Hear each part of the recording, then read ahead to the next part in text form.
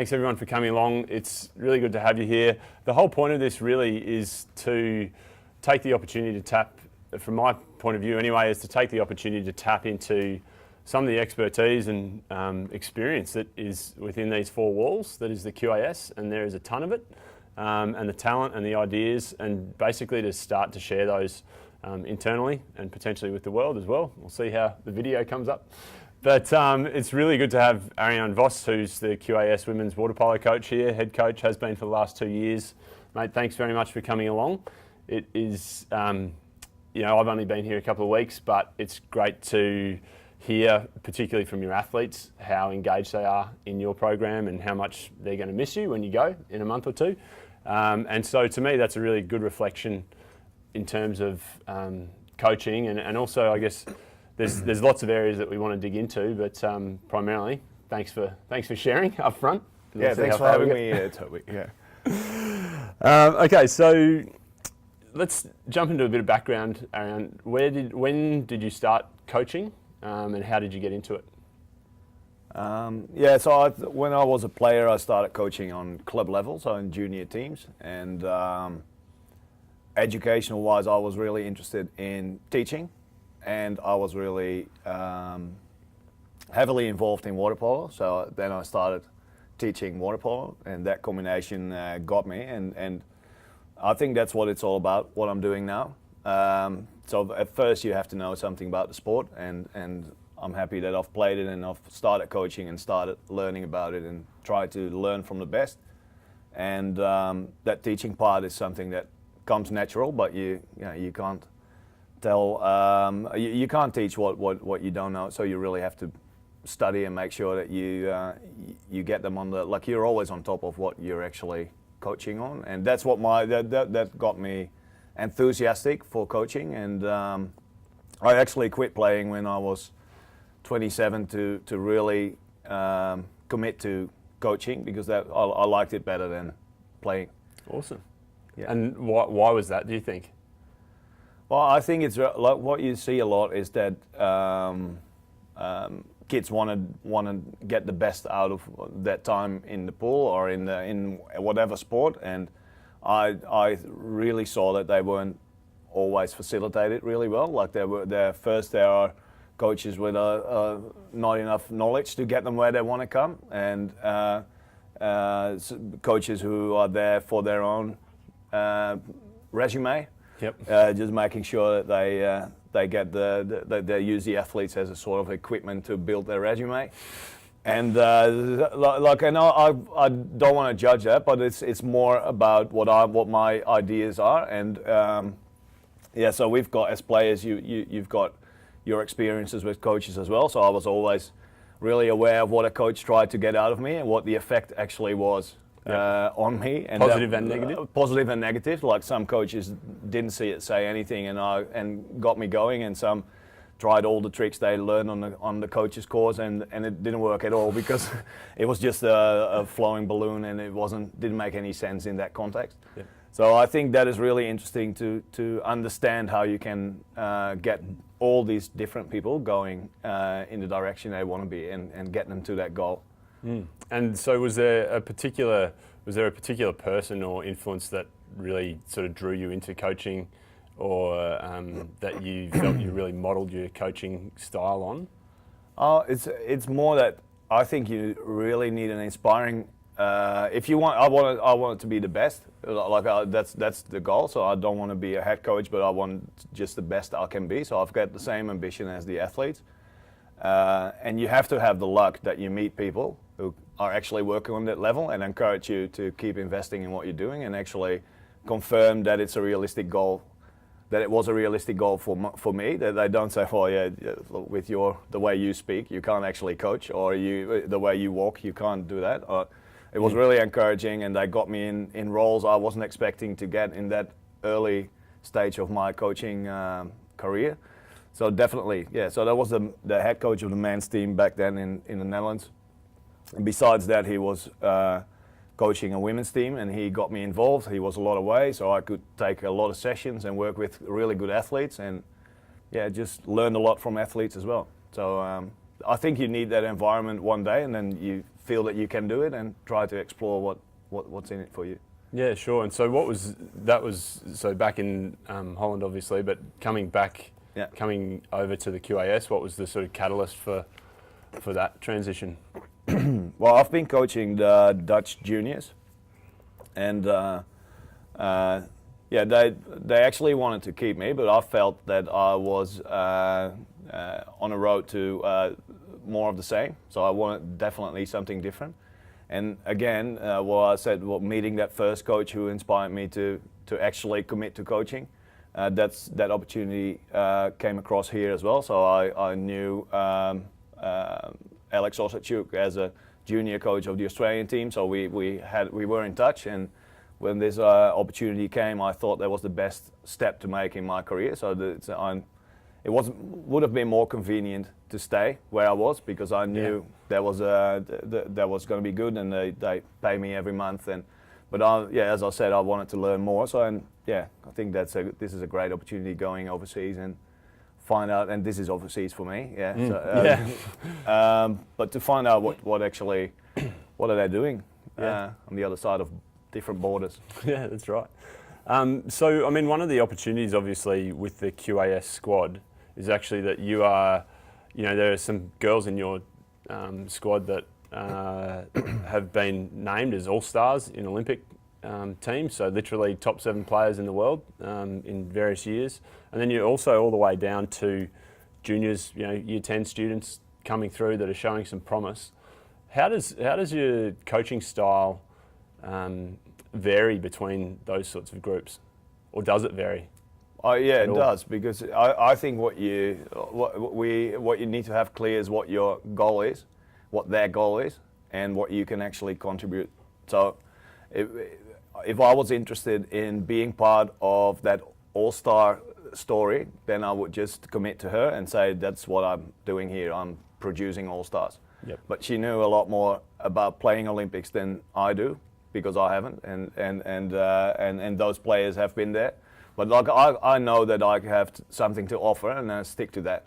And what I can't offer, I make sure the extensive support staff helps out. So it's more managing what are your needs and what can I do for you. And I think if like someone like Bronwyn Knox, who has been going to 3 Olympics, I haven't had much to do with her junior development, and the only things I can say is on the day, I think this will be a good way to go, and maybe I can do that or someone else can do it for you. And then I'm confident that she takes out of what helps her. And the same with Ash Southern, those athletes, they know what to do, and the only thing I can do is what I can tell them is what I think is the best in that moment or in that situation. And how do you keep those players, having played 3 Olympic Games, and how do you keep those sort of people engaged in a program? Who are clearly hugely motivated within themselves. How do you sort of approach that engagement process as opposed to a junior who's really aspiring? With the juniors, it's completely different, because you have to teach them all the basics.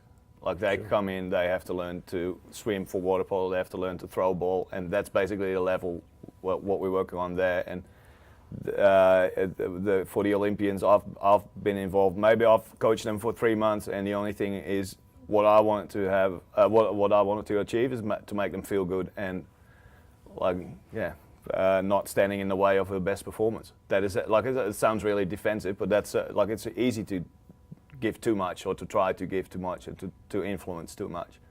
And with juniors, you really have to make them aware of what they have to learn, where they have to go, and what they can use. Everyone, like coaches and physios, S&C coaches, everyone, what they can use it for. So you're actually, building water polo players, not building, but you're educating water polo players, but you're also educating athletes, because they're not used to, when they start water polo, they go twice a week to the pool, and they swim up and down the pool, throw some balls, and here's a physio and a personal development officer, and which is really helpful, and that's part of the education as well, that they understand what they can get out of it.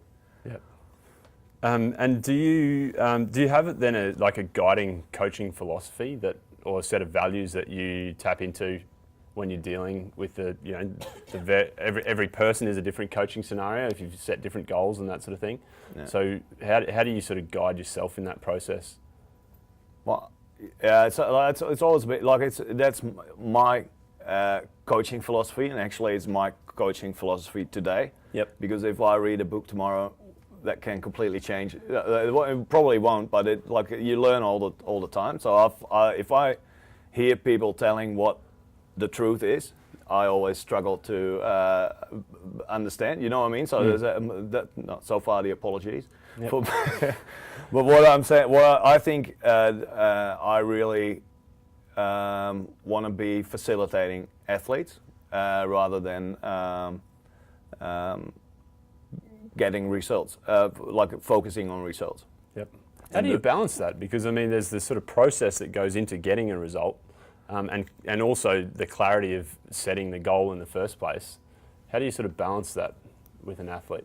Yeah, but it sounds a bit softer than it actually is, because in the end we're willing to be the best. So what we tell the athletes is everything we do here is to become the best in the world, or that we to be able to compete with the best in the world. Yep. So it's not about just as long as you feel good, it's all good, but it's really about. I think that's the best way to get the intrinsic motivated athletes, yep. And to make sure that they own their. So I share the knowledge I've got, and I know where to get the knowledge that's available, and for example in QAS, and they have to make sure they get the maximum out of it. And I think that's the way I rather guide it than just saying this is what you have to do, this is what you have to do, this is what you have to do. Yeah. The intrinsic motivation piece is something that we've sort of discussed in conversations around here the last couple of weeks, but around the fact that you sort of take pride in developing a squad that questions everything and really goes looking for understanding and learning. How do you sort of develop that questioning capacity, and why do you think that's important in the first place? Yeah, I think it's important because I think the world is losing a lot of good athletes because of having a certain coach. And I would really like to see that, thanks to me, although I'm there, that they can still achieve their goals. So I want them to be critical. If I say swim 10K in the ocean and they are doing it, I don't appreciate that, because I want them to be critical and saying why should I swim 10K in the ocean if I have to play a game tomorrow? And that can be very annoying for coaches who like to be more directive and just this is my plan, this is what we're going to do. But they have to be critical on what they get, and that makes that if the athletes walk away, that they can actually understand what's the best for them. Yeah. And I think that really helps them in sports and in life as well. Yeah. So. Great segue, thank you. So moving, how do you see these skills that you're teaching your athletes and also that you're learning yourself, how do you see those skills being applied outside of a pool environment, outside of an elite sporting environment? Well, I think it is, it really, and as a coach, if I'm speaking for myself, it really helps to know what you have to offer, and if you get asked all the time what you have to offer and think about that and be aware of it and develop that, you can apply that to every situation. So for me, it's really important to know, or to try to understand as well as possible, what the effect of my communication is, or what the effect of my coaching is. Like sometimes I'll make a joke when it's inappropriate or not the right moment, and then if I think, oh yeah, I don't care because I felt like making a joke. It's really good really important to reflect on what your effect on different people is. And once they find out that they actually can create a situation around them, that they can develop some values in life and that they want to stick to, and that they actually feel supported sticking to it, because that's another thing. Like an example is if I say you have to feel free, and the game starts and I start yelling at them and this is what you have to do, and that's not, like, you have to commit to that vision as well. Yep. So when they have their values and they feel supported, then I think they can use that in sports and in life any time of the day. Yep.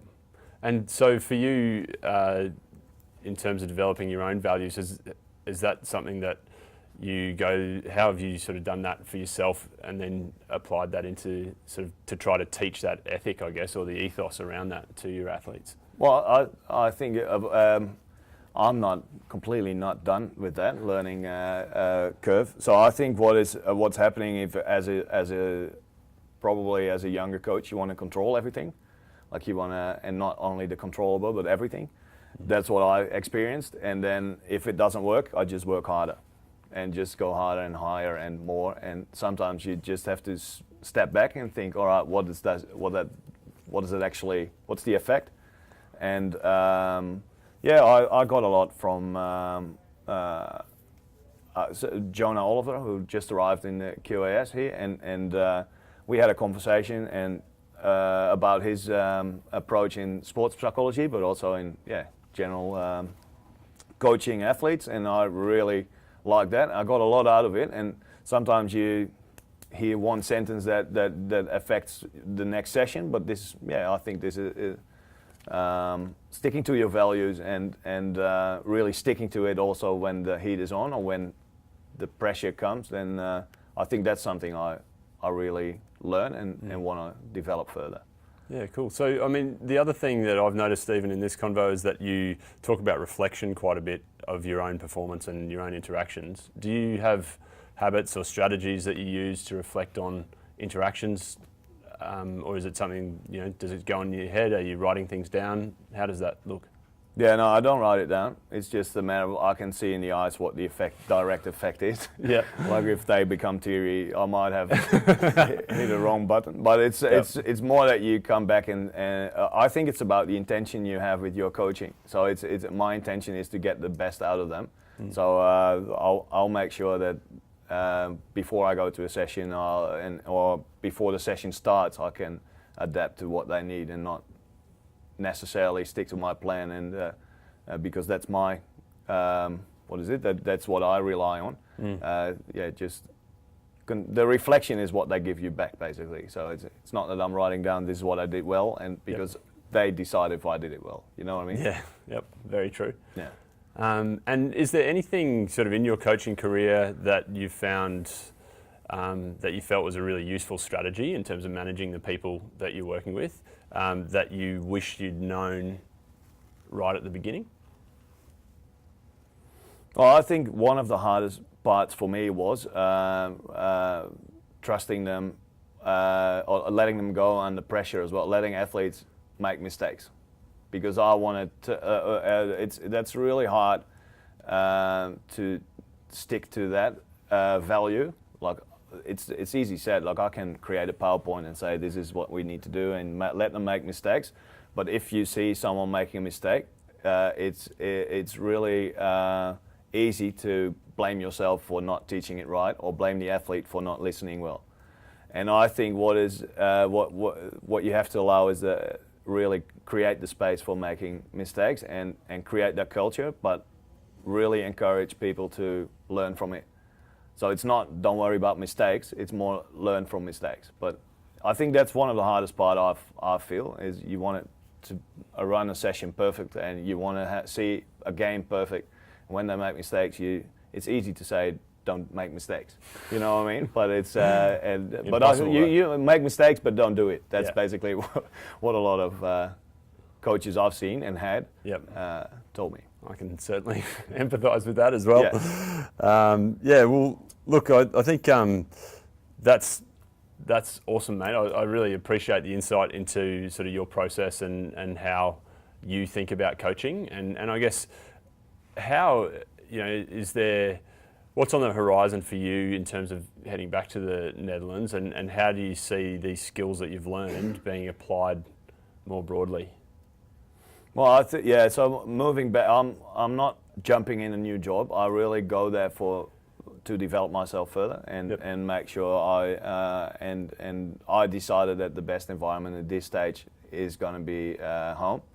But I'm gonna make sure that I learn some skills outside of the pool as well. Like that's where it starts getting a little bit more convenient now, and so I have to go out and learn some more skills outside it, and that's managing yourself, but also life balance, which is important for athletes as well as for coaches. So I think that's a key, and I'll definitely apply everything I'm going to learn into coaching again. Yeah. One final question was, you mentioned books earlier. Are you a big reader? Do you? Yeah, I read a lot. Yeah. Yeah, but what sort of stuff? English. Well said. No. It's very much educational to what I'm doing. So it's what's an example? You want to hear a book title? Book titles. Yep. Yeah. So Jonah gave me The Happiness Trap. Oh, yep. I really like that one. It's about willing to be happy and actually a way to achieve it. Sure. Yeah. So I'm generally a happy person, but it can affect your preparation in situations you're not very comfortable with. Yep. So that's a good one. But you gave me Anti-Fragile. I like that approach as well. And like with books, I never read it as a Bible, but it's more like, I get something out of that, and that might be a good way, and then see how I can actually utilize it in the working environment or coaching environment. But the other day I had someone, and she said, everything here I see is about coaching. And I think one lesson I got from that little comment is that sometimes you just have to trust what you do naturally as well. Like it's the same, comes back to trying to control stuff and getting all the information, but sometimes it's just good what you're doing. And sometimes it's really easy to clarify why it's not. So you don't have to read a book to solve a problem. But I just like to learn. Yeah. Awesome. Oh, well, look, thanks so much, Arjan. Thanks so much for sharing it all. Over to you guys for questions, if there are any, of Arjan. Arjan, what do you think is the best professional development for coaches, say at your level? Like you say that you're going back and you want to learn more about water polo and, I guess a bit of sort of like self-discovery or whatever. So what do you think coaches sort of like benefit most from as far as professional development goes? Yeah, well, first from a water polo coach perspective, I think currently courses are a lot about everything but the sport. So there's a lot of water polo courses who are about giving feedback, organizing a session, communication, writing a year plan, but not about how to use your legs in the pool and how to swim freestyle. So I think sport specific is still key. So you need to control, but you need to understand what you're actually teaching. And the other thing is, and that's what I always miss in coaching courses, is the intention of what Toby is asking is about what your values are, what you stand for. Just really become a coach, because it is an attitude. So it's not only about skills, it's about a mindset as well. So I think, I'm not sure if there's a course for that, but I think first things first, so know what you're talking about, and if not, know where you can get the information. And the second thing is that becoming a coach. And elite coaches are like that, but if you talk generally about coaching development, I think that's really important. Coming from a different country into a new country, just culturally, how did you find athletes dealing with a different nationality of athletes and just settling in to a new environment that's foreign to you? How long did it take you? And then I'm just speaking about the QAS Water Polo girls, so I can't judge the whole Australian culture, but those girls were really used to listen to what I've got to say. So when I just brought myself and my vision, and I saw that it wasn't right, spot on from the start. So I was asking them what they wanted to do basically, and they said and they were waiting for me to tell them what to do. So I think that is I'm not sure if that's a national thing or that was more a cultural thing, but yeah, that's what we've been working on a lot. Just make sure that they feel accountable and responsible for their own development. And if I tell them that they've got 20 minutes to do what they want to do, that they're not going to sit on the pool deck, but that they're going to start working on something they have to develop. But I think that's more team sport things. The only thing, and that's probably we've been discussing that, what I've seen a lot in the Netherlands is smaller pools and less time, and so pretty creative way of setting up sessions and making it really efficient and like that, and sometimes doing less. And what I've seen here is when it doesn't work, go harder. So a lot of things are about doing the hard work. We're tough as Aussie culture, and I really like that. But sometimes I think you can train smart as well. Yeah. And you personally, coming to a new culture? Yeah. So I felt very welcome.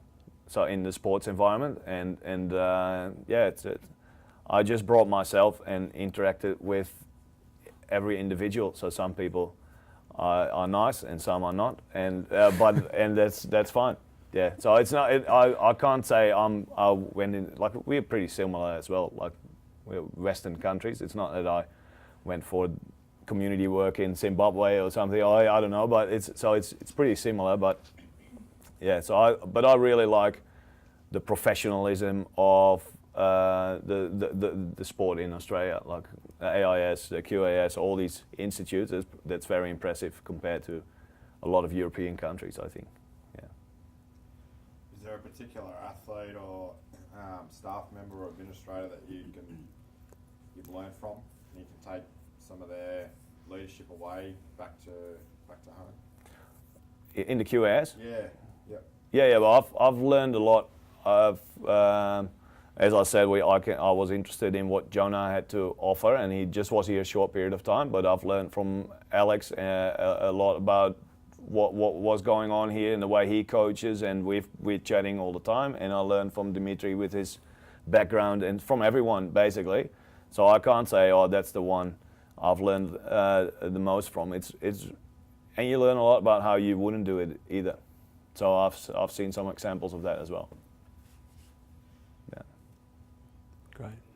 Well, thanks very much, mate. Yeah, can I say one thing about this? Like, it sounds a bit. Leave me hanging, but that's okay. Yeah. No. I'm used to that. Yeah. No. You can't say thank you. What I think is really what we. Yeah. So just this opportunity, because this is the first time something like this is happening, and like really clear on that you asked me, that I didn't ask you to facilitate this for me. But I think it's really important that this going to happen more, and just learning from each other. It's easy to get someone in for $3,000 and talk about the experience in life, and but I think there's a lot around here as well. And if it's not worth it, it's still only half an hour, and if it's worth it, it's for free, and and you can continue the conversation. So I think this is a really good starting point. Cool. Good stuff. All right, this time. Thanks, mate. Thanks, guys. Thanks for coming along.